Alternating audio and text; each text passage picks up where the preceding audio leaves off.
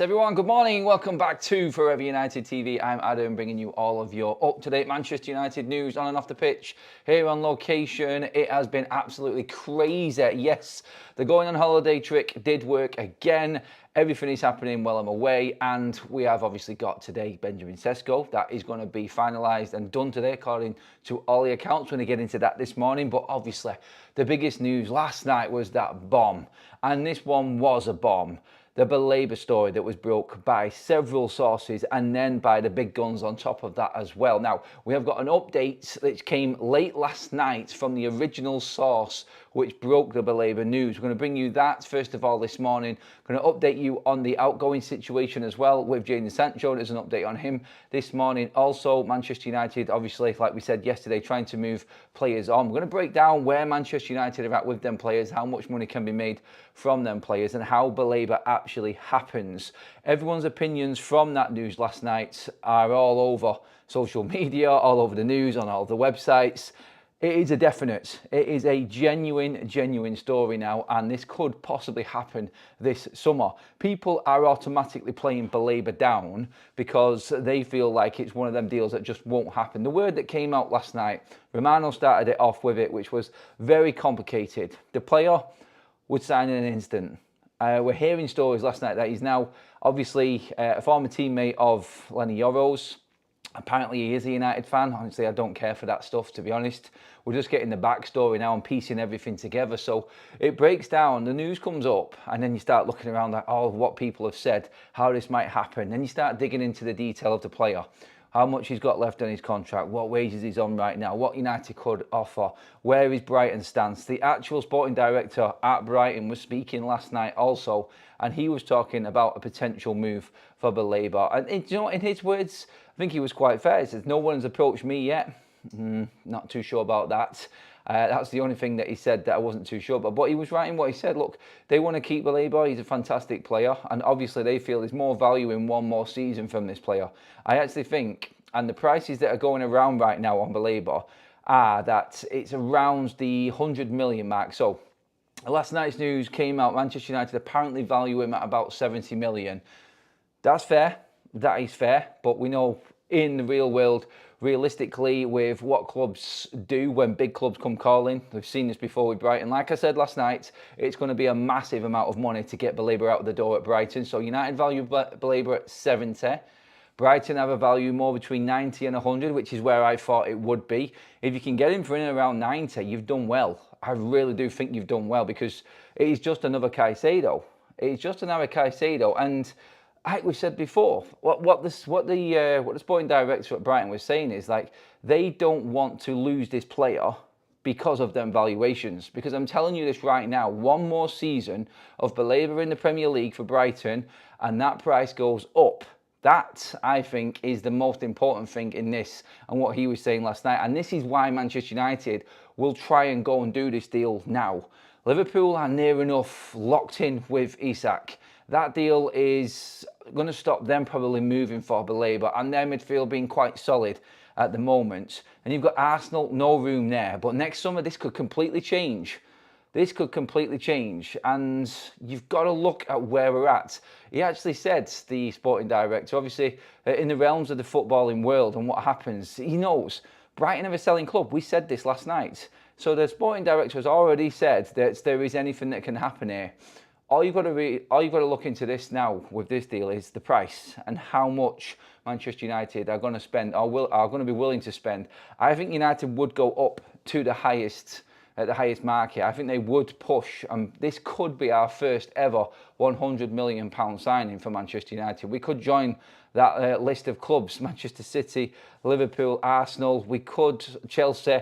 We could join all of them by spending 100 million on Baleba here, because I said it last night, 21-year-old, 2 years experience in the Premier League. Next season, this kid is going to absolutely smash it. Look, it could be one of them stories where United don't sign in this summer, and then he just completely crashes through all of the hurrah and all of the attention that's going around him. But honestly, his price and the sporting director at Brighton, he knows this. He knows that come next season, when that window opens, when there's 2 years left on Baleba's contract, that price is going to skyrocket and he'll have different clubs in. At the moment, there's only Manchester United in. Now, we know that Arsenal and Liverpool are interested, but like I just said, their work is elsewhere right now. Liverpool, I think Arsenal are done in the transfer market. They're chasing Eze. Obviously, their midfield is sorted with the signings that they've already been making.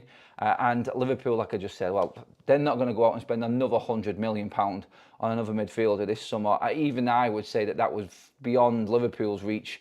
And I've always said this transfer window that anything is possible, particularly with Liverpool and what they're doing. So United and where they're at, obviously it's doable because we've still got money left over. Like we broke down last night in the news, it was that Manchester United put Matthias Cunha's transfer onto last season's financials. So that's not in this season's budget. So at the moment, we've got Benjamin Sesko, who is going to be announced today. And obviously, we've got Brian Mbeumo, who is, about 65 million down at the moment. It's going to be very similar sort of numbers. So you're looking in and around the £140 million mark for Manchester United this summer so far. And we usually always do tend to spend around about 200 million. Obviously, Baleba is going to take us way over that if we do sign him. But Manchester United could have their most, I would say, fruitful is the right word. I think £66 million last year, I think was the best summer in over a decade, I think it was, for Manchester United outgoings, which tells you how poor this club has been run in terms of making money through players. This summer, if we sold the players that we know we are going to sell, then this could be our highest earning summer as well. But this obviously stretches the budget. And Baleba would be a deal that is spread over a number of years with Manchester United on low wages. He is more than affordable with the sale of two players in particular, which would be Antony and Garnacho. Them two players gone would give you more than enough money to buy Carlos Baleba. That is where Manchester United are at right now financially. That price though, and this is the other news that came out last night from the source that was the first to break it. And I was watching this last night, so I did see that they were the first to break it. And when we was talking on the show last night, you'll remember, if you wasn't watching, we talked about there being a few rumours and a few murmurings about Baleba coming to Manchester United. Then when we was live, Ornstein and Fabrizio Romano both dropped the bomb on Baleba. So it was this source that said it first.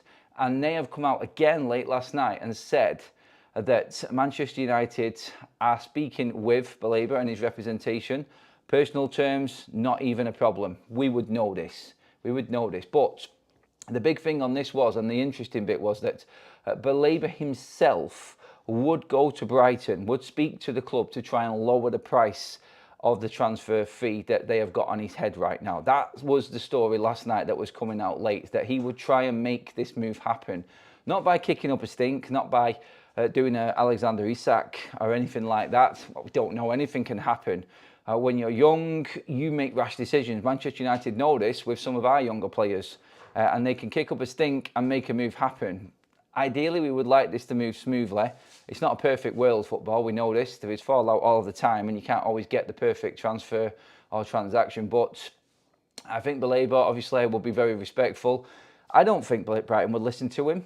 I don't think there's any chance that they're going to lower the price. I think it's unrealistic to even think that that was doable. But the deal is actually realistic for Manchester United anyway this summer. We have got money to spend now.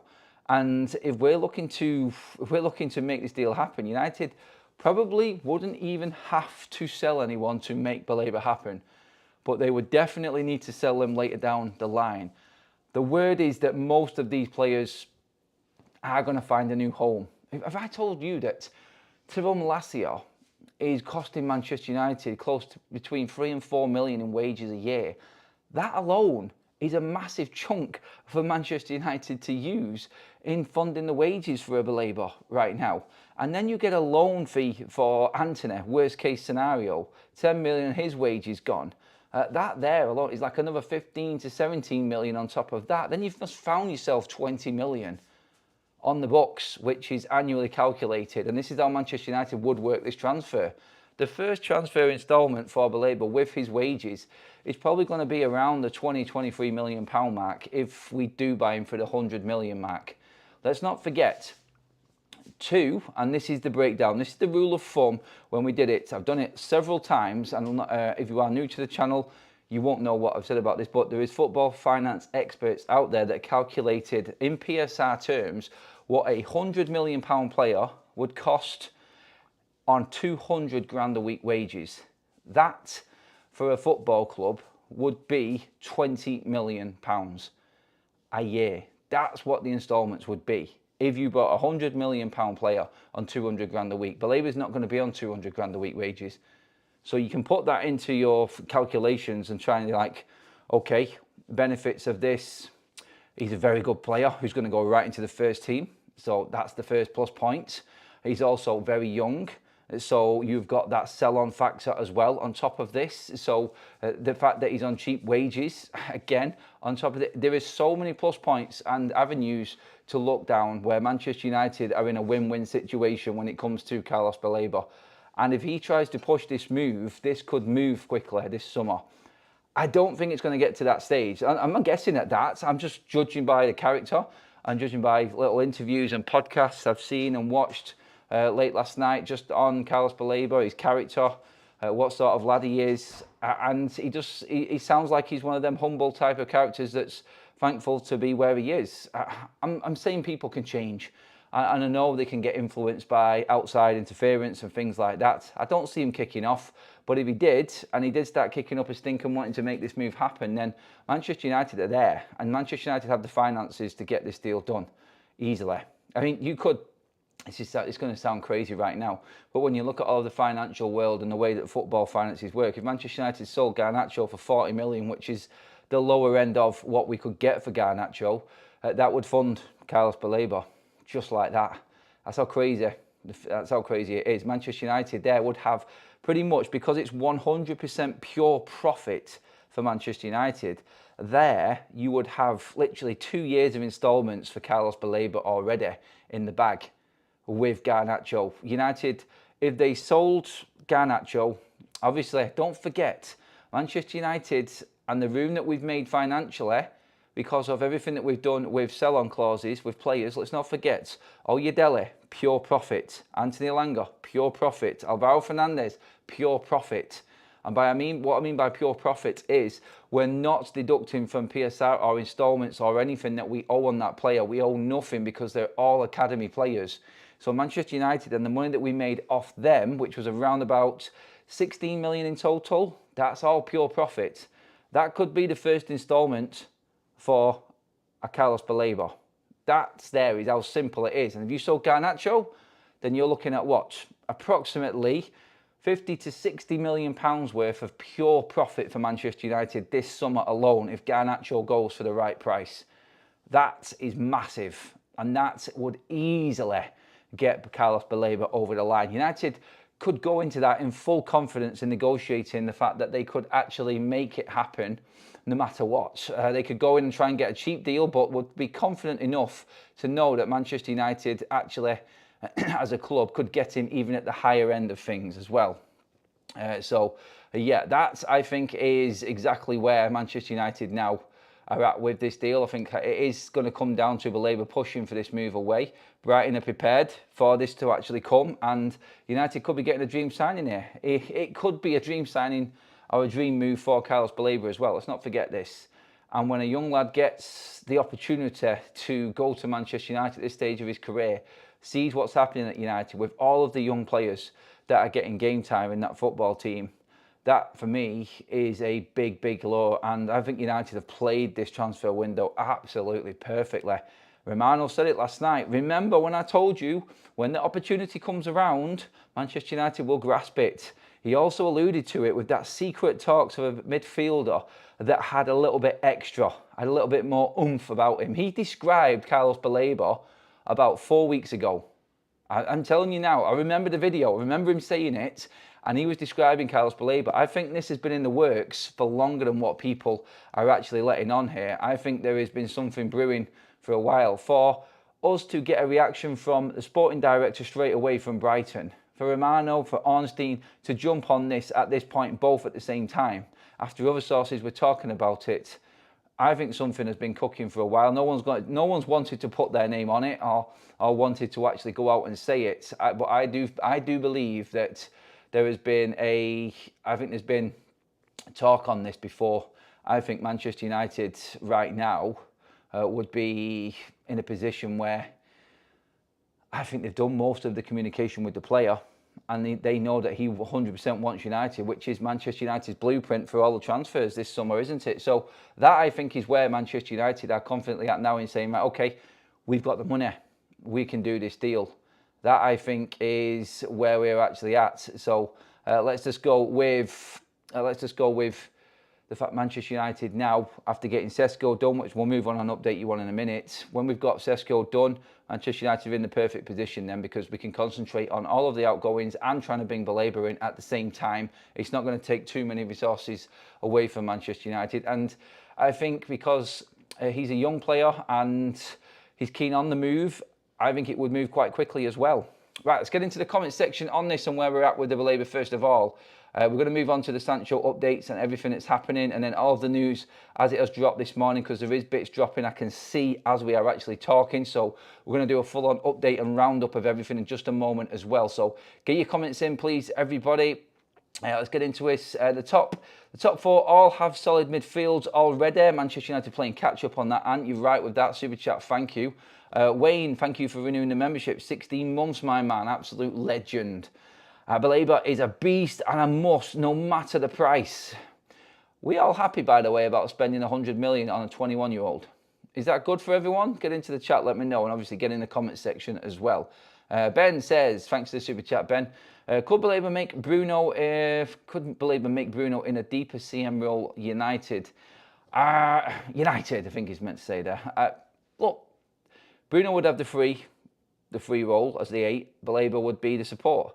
I think that's how it would play. They're looking for someone to support Bruno Fernandes, because Ruben Amorim has made this decision to keep hold of Bruno Fernandes because he's clearly going to use him. We know that Ruben doesn't mix his words. If you are going to keep a player, or he's bigged up a player and he's made big efforts to say that they're going to build a team around him, then Bruno's going to play. You have to complement Bruno Fernandes. Baleba, he plays 8 and 6, so he's got the energy, he's got the strength, man, power and some. He's one of them small centre of gravity players that I would hate playing against. Could not handle them at all. I mean, have you seen this guy's leg? He's built like an absolute tank. He is a beast, and he's absolute mustard on the ball. He really is. He is a must sign. I agree with the other comment there. It's a must for Manchester United. Stunned that we can pay that. I thought we can't sign. We can't sign another. If midfield comes, then a miracle goalkeeper signing. Then a transfer window is a 20 out of 10, says Andreas. Beyond that, Manny in the chat again. Good to see you, Manny lad. Hi Adam. Hypothetical question. You only have money for Baleba or Cesco. Which one? Don't play games like this, mate. Come on. I'm going Cesco right now because I know that that's the final piece of the jigsaw up front. But yeah, no.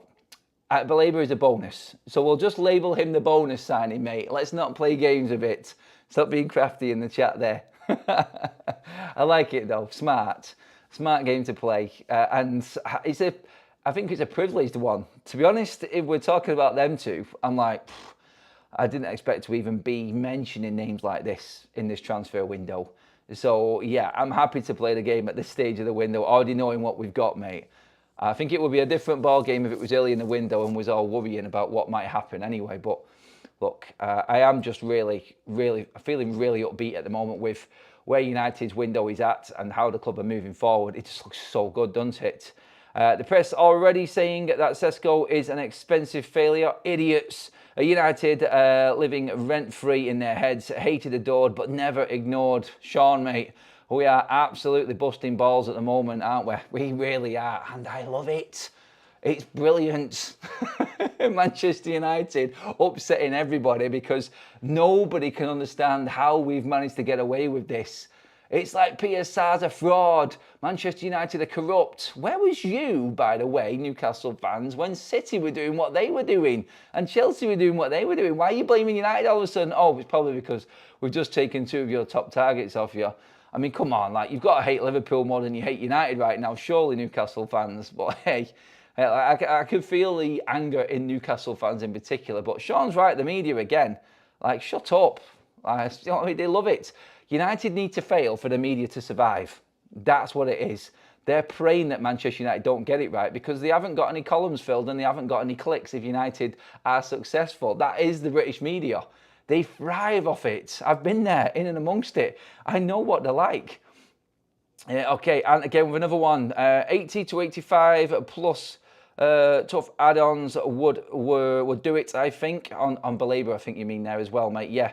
Well, we see structure of the deal is a big thing. Obviously, we're going to talk about structure of the deal in a minute with Benjamin Cesco. But honestly, I think Manchester United could make something happen with the Baleba deal.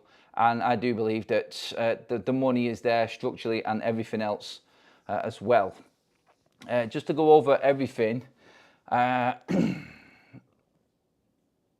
there was likes. That was the one I was trying to remember what it was then. Carlos Baleba liking posts on social media of Fabrizio Romano talking about him moving to Manchester United. Social media again. Clubs must hate and love social media at the same time. They earn a fortune off it. But sometimes with players, it's like, oh, we can't stop these players living. They also have lives. And Carlos Baleba liking a Fabrizio Romano, I think it's a reel or a story about him moving to Manchester United. That's starting to obviously cook things up a little bit now as well. And a few people have looked at that. And the word I can see there is fueling speculation of a move to Manchester United. That's what's happened. And that's what will always happen with players like this. They're young, they're on social media, they hear about things. I just don't think they realise how big Manchester United is until they get there. And then they realise, whoa, it is a different world altogether here. And the pressure can actually start getting to everything and start getting to them players. And that's the worry and the fear with it. But when they're at smaller clubs, and I don't want to disrespect them clubs because Brighton are a fantastically well-run football club. And I think everybody would love the model that they have got and how they are run and the money that they have got available because of how good their recruitment is. But if you move from Brighton to a Manchester United or a Liverpool or an Arsenal or one of the big clubs in the Premier League, then you will be hit with a massive, massive new reality check. And this, I think, is where we're at with a lot of these younger players right now. And Baleba liking posts like this, I think Brighton will be like, for God's sake, why are you even doing that? But this is life now. This is what you've got to deal with, especially with younger players, like I said, at these so-called small clubs. Quickly as well, just reading out a few comments as well. Onstein referencing Indy. That was the... Do you know what? Actually, Ornstein has bigged up the actual source that actually broke the news first of all, apparently, according to some reports here as well. So credit to them, and credit to them for breaking this news when it came out. It was big for them, and everyone jumping on top of it as well after that was big news. And again, I said it last night, didn't I? Credit to some of these smaller accounts and people who are actually digging out news and doing some decent reporting and research into certain things. It is good to see some of the smaller people getting some credit as well. Wow, over 500 likes already. That is mega. Thank you, everybody. Keep your comments flying in, everyone. I did mention a question earlier on, but I think the chat has flown down that much. Just put some simple yeses in the chat, please, for me, everyone. Are you okay with United spending 100 million on a 21-year-old midfielder? We know who it is. It's Carlos Baleba. Would you be okay with that? Answer that question. Just put some yeses or no's in the chat so we can just gauge. Rather than putting a poll in there, please let us know in there. Super chat in there from Ant. Says, let's face it, it's no skin to Brighton. They will just use the money to find the next Baleba and many more. Oh, yeah, I think is definitely. Their recruitment department is top notch. Like I just said, it is. Literally, I would say here, I'm going to go from the comments that I've just piled in right now. There is a 90%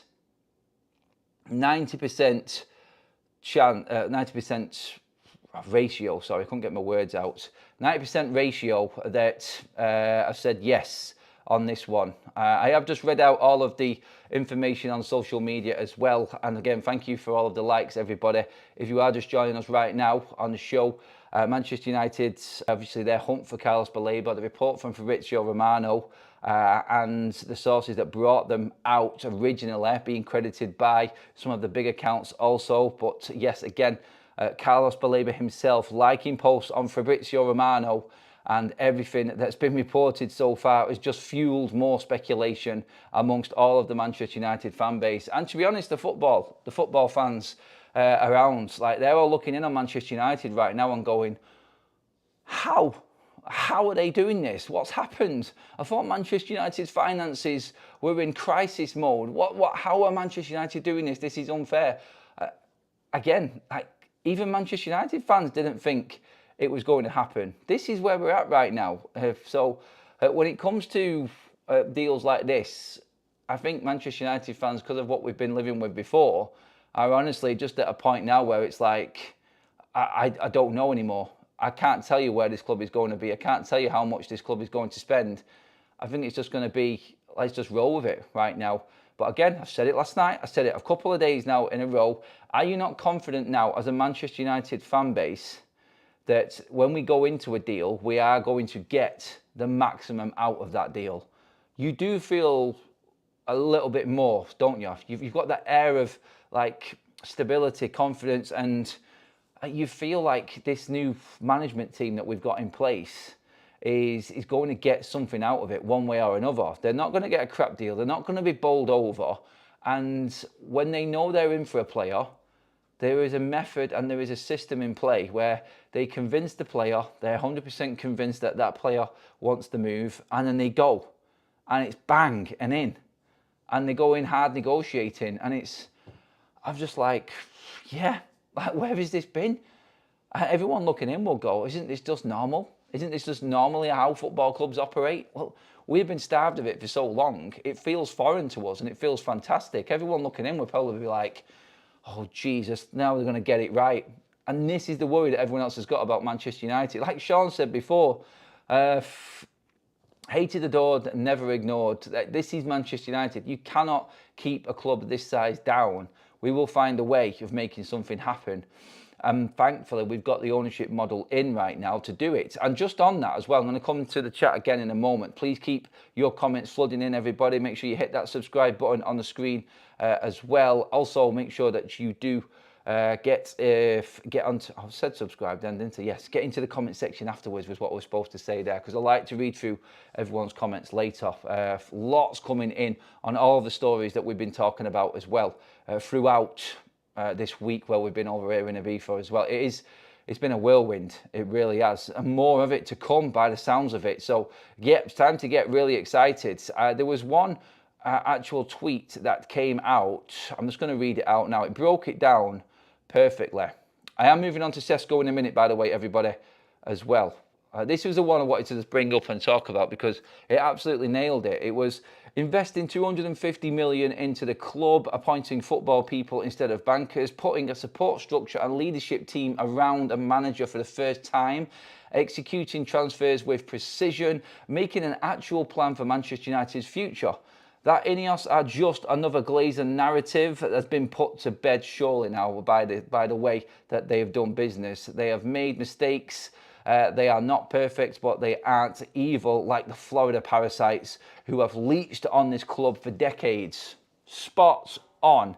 And that's from Adam again on Twitter. I always say a lot of his quote. He is aligned with a lot of what I say in terms of how I look at Ineos and their approach. Like I just said, I will judge them in 3 years. And I've said this constantly. Give them time. Like everybody needs time to be judged. Like you cannot fix this mess in 2 transfer windows. I said, look at where Manchester United are at and how we're being run, what the finances are like, how we're competing, what the football's like, what the transfers have been like. Judge it in 3 years and see what sort of impact they've had.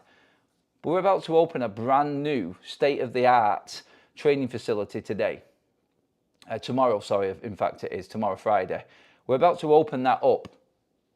And that was paid for out of the pocket of Sir Jim Radcliffe. He put that money in. 250 million, the most anybody's ever invested into Manchester United. Ever. and we're all moaning. Well, we're not all moaning. There's a few people that are looking at it sensibly, which is the right way to go. But that's where Manchester United are at right now. They've put a structure in place. And I've always said, look at what they've done. Look at the people that are involved now. Look at Vivel. Look at Wilcox. Look at what they have done to get these deals over the line. Barada in organising Manchester United. People have taken the mick out of Manchester United this summer. Absolutely slaughtered them. And they've not even had a chance to really get their feet under the table properly yet and run like other clubs have run for the last decade or so. This is United's second year of running like a proper football club, and already we're making waves. And look how the reaction has been online. Look at what the press is saying. Look at what opposition fans are saying. This is just 2 years in, and the mess that they're having to deal with and get through as well. Look, I'm not bailing them out. They're not perfect, like that comment said. They're not. They've made massive mistakes, like with Ashworth and Ten Hag and dilly-dallying over certain decisions. But the one thing that we have to sort of say about it is, more than anything, if they've reacted to things and reacted very quickly, they've not let it dwell, they've not let it like just fester there and just the decay to grow and grow and grow. They've actually moved on it. So yeah, that just a point on that I wanted to make there in terms of all of this. We have to credit the way that Manchester United have done things this summer. Okay, into the chat we go again. We've got a lot of super chats just to quickly get through, and then we're going to get in for some more. And we're going to move on to the Benjamin Cesco situation and where we're at, because obviously we're expecting news on that today. Ben says, United putting the big six on notice on Euro helps. I don't get that one. I'd spend 82 million plus 7 with bonuses on Baleba. Not any 21-year-old. He isn't. He's a quality 21-year-old. Glenios and more, but where you at, says Ant. Brian with another super chat says, we need to do this deal, whatever it takes. We will end up spending twice as much trying to replicate the impact this player will have on our balance as a team, as in like, yeah, probably right. It's a good comment to make that, Brian, actually, because he could have a massive impact on how we balance out this squad with the players that we've already got in the team. I get that. Walking away would be a false economy. Fair point, actually. Fair point, mate. Great super chat, Brian. Thank you very much for that one, buddy. Glenn says, we thought it was going to be Armageddon for our transfer window after failing in the final to get Champions League. I think everyone else assumed the same. Yeah, Ray has renewed his membership. He says, I think a clear out bad attitudes was a big step up.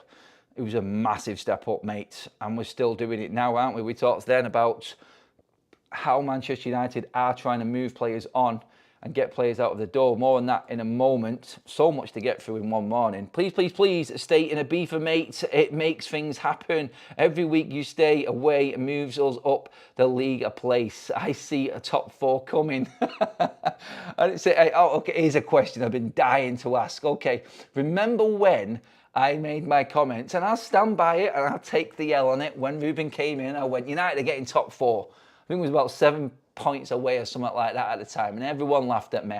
And I held my hands up, I got it wrong, completely wrong. I just didn't expect it to be the disaster class. So I'm going to ask the question again.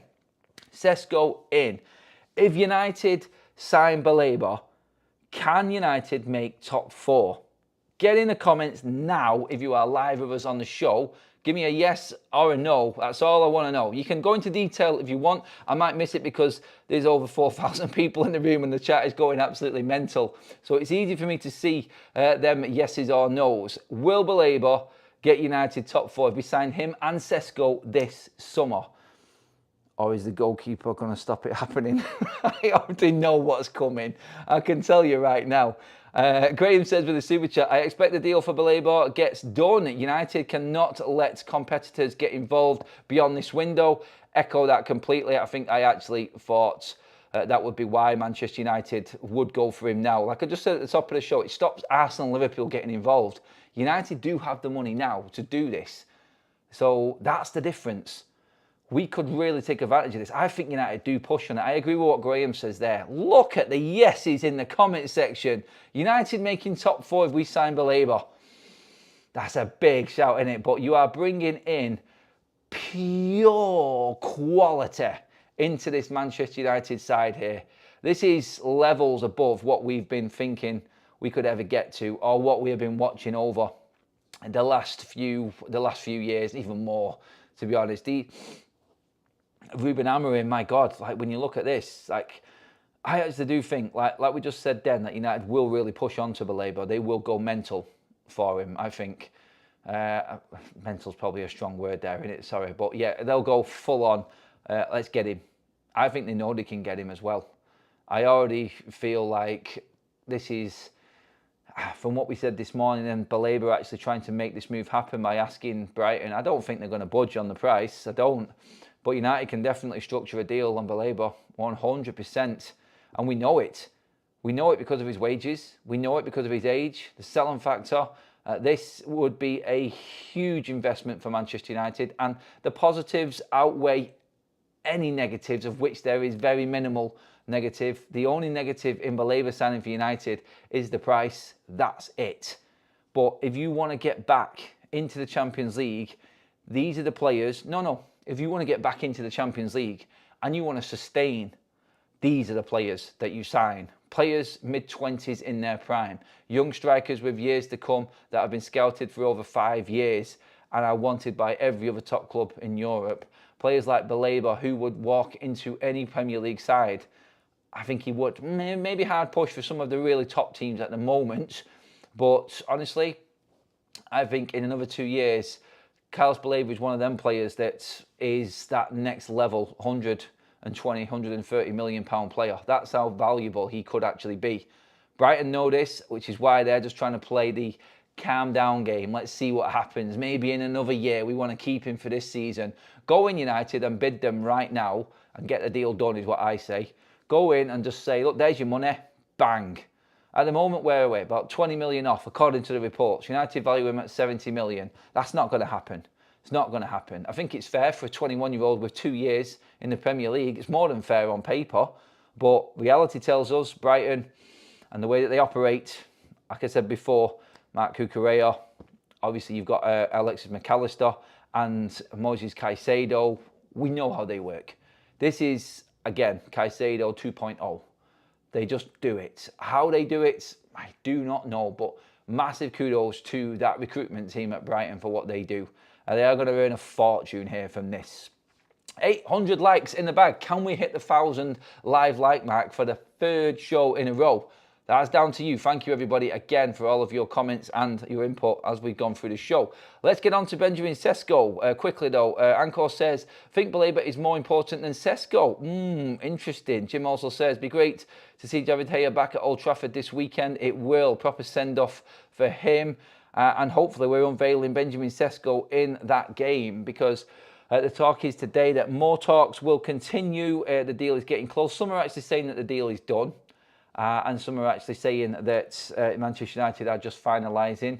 Sky Germany this morning are reporting that there are more talks going on. It isn't done yet, and the deal still needs to be finalised, but very, very confident indeed with where this deal is at. So, yeah. Sorry, I forgot something. Quickly, just on the Baleba situation, there was another story that came out last night, which was along all of the pre-Ornstein and Romano news, which was that Brighton have actually agreed to open discussions with Manchester United and sell Carlos Baleba if the right offer is made. That's come from an African journalist, a Cameroon football expert, obviously nationality of Baleba as well. So this, again, was part of the initial noises that were going around when Manchester United were looking into this, and it was, I think, early yesterday. But that same source has come out now and said that they are open to this move. And just to go through some stats, Carlos Baleba won possession 6.64 times per 90 minutes in the Premier League last season. That's the second most of any player to play 2,500 minutes, and more than any current Manchester United player.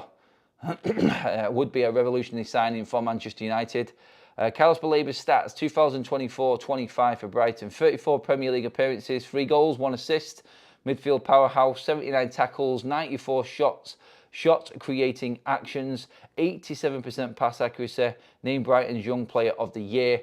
That's just some facts and information on Baleba. I forgot to bring them in, sorry. I just wanted to bring them there because Kaz was mentioning them before to me. Look at this. You've got to bring this up. This is why Manchester United are actually looking at Baleba. So, yeah, I think we all know what kind of player he is. I think we all know he's an absolute baller. But like I said, actions, the eye test, you know what you're watching, the stats, it meets. Like when United go into all of this and they go into the analytics side of things, the football science, the football analytics that United have been so far behind on, as what Sir Jim Radcliffe said. The people now in at the football club dealing with this, and the people in talking about this at Manchester United and what's going on now recruitment-wise, he ticks every single box. He does. Not convinced about Cesco with a goalkeeper, or is that without a goalkeeper? You're supposed to say there. I think we'll push for a top 3. I wish we got Watkins, Baleba, and a decent goalkeeper. Well, let's see. Cesco is going to be one of them players that Manchester United fans are sceptical about at first, like unsure. Like, yeah, he could be the next Rasmus Højlund. Could be. He might be the next coming of Robin van Persie. Very similar for me in terms of style of play as Robin van Persie. The look of him, the way he moves, the way he strikes a ball. Robin van Persie was one of the cleanest strikers of a football I've seen in a front line as a striker in years. Like, he was second to none. He could hit a ball like nobody else. Cesco hits a ball like Robin van Persie for me. The way he moves, the way he operates, great in the air like Van Persie was, his awareness, his calmness in the box. Watch his, I know it's only highlights, but watch some of his movements. Watch what he does. Someone actually on X put a highlights reel up of a Champions League game against Real Madrid. And it wasn't just the best bits, it was just everything that he did in the game. And he was causing problems. He was bullying defenders. He was definitely shoving off defenders that would roll over any Manchester United forward at the moment. This is the difference that you're buying in Cesco. There is massive potential there. Rough diamond? Yes. Can he become a great player? Yes. I'm not even going to mention the negative. So let's leave that because we're all on a positive high at the moment. So yeah, let's leave that alone, shall we? Glenn with the super chat says, Saudi window open until 10th of September. Very, very true on that one. That is a good point, that one, actually. So that's open till the 10th of September. A midfield signing could convene Casemiro to go early. Could be. But then again, Manchester United, have we got any players that could go Saudi? Maybe flog bloody Malacia for 10 million or something to the Saudi Pro League. Look, there's still plenty that could happen. Manny says, pressure and heart make steel. No matter who we buy, it will take a season of hard competition to get the top 4 level. I think United can get it next season. I do. I really do. I keep saying it. I know I'm boring with it, but no Champions League football will make a massive difference for Manchester United. Huge difference, in fact, for Manchester United. Ben, again, AFCON going to be our hardest period of the season. I was speaking to Kaz about this the other day. She's like, how many players would we have missing? Like, say, for instance, you bought Baleba. So you would lose for the AFCON. You would lose Andre Onana, meh. Mazraoui, tough one. Baleba, very tough. Ahmad and Mbeumo, that 4 of them 5 players, key United players. If we sign Baleba, I know that's a big if still, and I'm just saying it for the sake of it. But if that happened, Mbeumo, Mazraoui, Ahmad, Baleba, Andre Onana, big first team players, massive for Manchester United. Like obviously, maximising the amount of games that you would lose for an AFCON player if you made it all the way. I think they worked it out, it was like 5 games or something, I think it was. 5 games you would miss if you went all the way in AFCON. So that's going all the way. Most of them will probably miss 2 or 3 games and then be back. And that's how it worked out last time. Remember with Andre Onana, the big thing about him playing for Cameroon, then he didn't even play. It was embarrassing, wasn't it? It's the private jets to get him back, and it was just like, why are we even bothering? Like, why is there a mad clamour to get Andre Onana back to the country? I didn't get it. Quick one again. I don't understand what they are discussing. Are they waiting for our third kit to unveil Cesco? No, in terms of discussing, it's just the structure of it. It's the payments, everything. It takes time in dealing with it. But people are actually saying on top of this Cesco news as well that this is done. Romano has said he expects it to happen quite soon. Romano would not come out with his graphics if he didn't think this deal would be done. Personal terms are signed by Benjamin Cesco. Well, not signed, but agreed with Benjamin Cesco. It will happen. And Leipzig know it will happen. Manchester United are in the box seat when it comes to Cesco. We are expecting Cesco to sign for Manchester United or be done by the weekend, I think is what we're saying here. I think as soon as we get the here we go today, that brings in medicals tomorrow. Cesco is training on his own again today, away, while the deal is concluded. That's come from Leipzig and the German reporters. He is ready to get on a plane today, if necessary, to get to Manchester to get his medical done. They want him in with as much training time under his belt to potentially feature against Arsenal. There's no way that Cesco, for me, starts against Arsenal going off how Ruben Amorim works his players in new signings. I mean, we've only just seen Bryan Mbeumo now, like 3 games into the tour, it was, wasn't it? So we've seen Bryan Mbeumo. Ryan, I think we will see more of on Saturday against Fiorentina, which is going to be good. Benjamin Cesco, though, if he signs the medical and how long it takes, blah, blah, blah, it's, for me, I think he might feature on the bench against Arsenal if we get Cesco done. That's what I think, anyway. Can we not just spend 100 million on Brighton's recruitment team? If we get Baleba, Bruno will be struggling for a start. Oh, sorry. If we get Baleba, Bruno will be struggling for a start, especially against the top 4 teams. Well, again, Sean, that's up to Ruben. I said this before. Now with all of these players in, can he actually start dropping Bruno out the side when he wants to play a different way? Can he be a little bit, like fans have been crying out for, a bit more pragmatic in games, a bit more structured in how he plays? Can he tweak that system and not have a Bruno Fernandes in the side if you've got a Baleba there? If you've got a different setup, say you wanted to go a bit more defensive and really overload your wing-backs, for instance, and have a solid spine, you could put an Agate and Baleba in that central midfield. You could put a Mainu and Baleba in there. Do you know what I mean? Like that extra physicality, because I think Kobe Mainu gets a bad rap for how strong he actually is as well. You could always have Casemiro alongside Baleba in there. Experience and youth and power.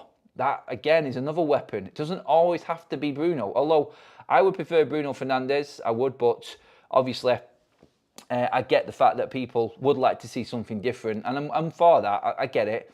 We can't rely on him all the time to pull us out of the shit.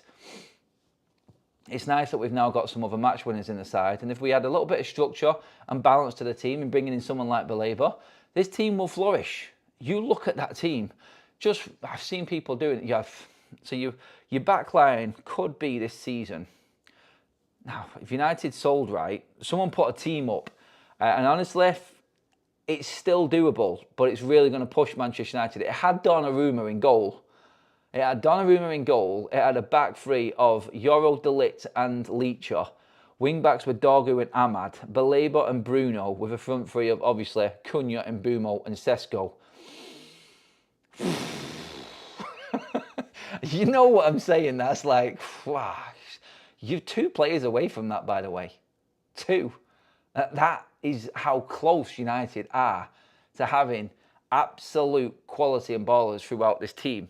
I never in a world imagined that Manchester United would bring in 4 first-team starting players in this transfer window. And this is what I've said all along. The beauty of this window is United are not just buying players with potential or could-be's or might be the next besties. They're players that are going right in to the first 11 and are making the team better by the players that they are replacing in all of them positions. Baleba, upgrade. Cesco, upgrade. Cunha and Mbeumo, the same. Both upgrades on the players that we've already got. The players that Manchester United had in the team last season that were featuring and starting games were all players that should be in the squad. They're all squad quality players if you want to move up that table. United are about to replace half a starting lineup. If we sign a keeper, it is officially half a starting lineup in this team. Not just first team players, first team starters. That's the key word in this. That's the key word. Notice the German outlets are trying desperately to keep Newcastle in the race. Oh, mate, honestly, it's embarrassing. Anything to keep this goal. We know the deal is done. We know that the Cesco deal is done. It's going to happen. I cannot wait for it to happen just to actually get that one in and over the line because of the timescale thing. More than anything, I think it's the timescale side of things that's really at play here right now because we all know Cesco wants United. We all know United have made the deal with him. We know that the negotiations are very close. We know that we're already up to around about the 80 million mark. So the fee is there. It's the structure of it and how it breaks down now. So no real issue. I think it'll get done, but hopefully we can get it done so we can get him in, get his medical done. Hopefully it's done this weekend. And then he's got a full week at least at Carrington training. That, I think, could be big, and that will determine where he actually features. Again, going from where we are now, the Thursday, so just over a week till the start of the season, there's no way that Cesco starts. I'm not saying he's not fit. I'm not saying that he's not capable of starting. I hope he does, but knowing Ruben Amorim, I think he would have needed a little bit longer with him before he was going to put him in against Arsenal. But it would be so good that if he started and he scored and Gyökeres failed. Can you imagine the scenes on the opening day if that actually happened? Gold. Absolute gold, wouldn't it? It would be amazing. The scenes. You know what else? The scenes. Oh, I forgot what I was going to bleeding say now. Shiz, oh God, what was it? Oh, I was going to say something and then it's completely gone out my head. And it does my head in when that happens because I thought it was actually decent. Oh no, you know what? I think it was somewhere along the lines of, I'm fighting with my own head here now. I think it was on the lines of Benjamin Sesko, 1-1, comes off the bench, 10 minutes to go. Debut for Manchester United and then powers in a header past David Raya to win the opening game of the season against Arsenal. Oh, yes. Give me some of that. Cesco, 10-minute cameo, bang, bullet header, last 10 minutes, and we win the game against Arsenal. Scenes at Old Trafford on the opening day. Honestly, the optimism going around Old Trafford would be something else. Stephanie in the chat says, Adam, who, in your opinion, starts in goal against Arsenal? Oh, Stephanie, why are you killing me with that question? Oh, I think he'll play an Inos, obviously. If you're asking me who I would play Tom Heaton every single time. I just think the defence would be so much more comfortable with him. Look, there are things that Onana and Bayndeh could probably do that Bayndeh can't, like that Heaton can't. Heaton's old, like he's getting on. I would just put someone in there that, cause let's be honest, like if someone hit a shot at Tom Heaton, has he got any less chance of saving that than Onana or Bayndeh from what we've seen? And the answer to a question is no. He is just as good at shot stopping as Onana and Bayndeh. Can he get off his line as quick? Probably not. But do Onana and Bayndeh come off the line? No, they freaking don't. They just don't do it. Is he good at claiming crosses? He's probably behind both of them. But does he talk? Does he command his defence? Does he fill that defence with confidence? Do you know that he's going to make simple decisions? Can he kick a ball? Is his distribution better? All of them better. And I would start Heaton in goal, but he's going to start Onana. I'm not stupid. I know that it's going to happen. I just don't rate the keepers. Heaton is our best goalkeeper at the club at the moment, and he's on a 1-year rolling contract, and he's third in the pecking order. Baleba, keeper, Baleba. It's Baleba. I could, like, literally, a signing like Baleba, by the way, would make me deal with the goalkeeping situation. By the way, I still think something's going to happen with the keeper. I do. I think Manchester United could still get Baleba and the goalkeeper. I really do think that is a possibility. It's all going to come down to people being sold. Like Manchester United can go out and buy Senny Lamens if they sold Bayndeh. Easy. We get a few million for Bayndeh, he's off the books, and in comes Lamens. Job done. That's as easy as it is. Like Manchester United could sell Antony and Garnacho and then buy Baleba. United can sell Bayndeh and bring in Senny Lamens. If you can get in for 13 million, which is what's going on in terms of the pricing at the moment, then yeah, let's make this happen. I think we're in for a blockbuster last 20 plus days of this transfer window. Cesco today, possibly Baleba news coming up. I will have you covered on all of it. I'm going to wrap things up right there. Thank you so much for all the super chats. Thank you so much for all of the people commenting in the live chat today. It's been an epic show. All I will say again is please do, everybody, get involved in our match day bingo. That is the QR code on the screen there, bottom left-hand corner. If you scan that QR code, download the app, it'll take you straight down to the app download section. Deposit £5 into your account, that is it. And that will be doubled instantly. And then if you put the promo code FUTV, all capitals, as you're signing up into the promo code section, you will be boosted by 200%. So 200% better chance of winning. It's only £2 a card. And to play the game, all you have to do is pick the game you want to watch and play along with. Buy as many cards as you want. You are capped so you won't overspend as well. So safety feature is in there as well.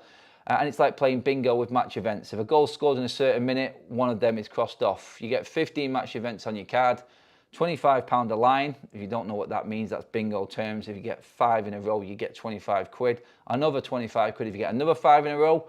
And if you get all 15, 300 quid plus potentially there for you to win off a £2 card. You are missing out if you are not involved. It is a lot of fun. We do it every single time. We're going to start it off against Arsenal next week officially. We're going to be playing along with that. So get involved in Match Bingo, everybody. That is your QR code at the bottom corner of the screen there. They are our match sponsors throughout the season, and we've got some big things coming up with them as well this season. So yeah, get involved there, please, if you haven't already. It is a load of fun, and it's great to play along with on games. The link I will drop into the live chat there, courtesy of Tom, one of the mods as well, just so it's easier to click on if you're using a different device. Just click on that link in the live chat. Give the video a like on the way out. We did just hit 1,100 likes. Smashed it again, everybody. Hit the subscribe button as well, people. Thank you so much. Please get your comments in below. I can't get through everyone when there's that many people in the room, so get your comments in. That is important to us as well. And I'll see you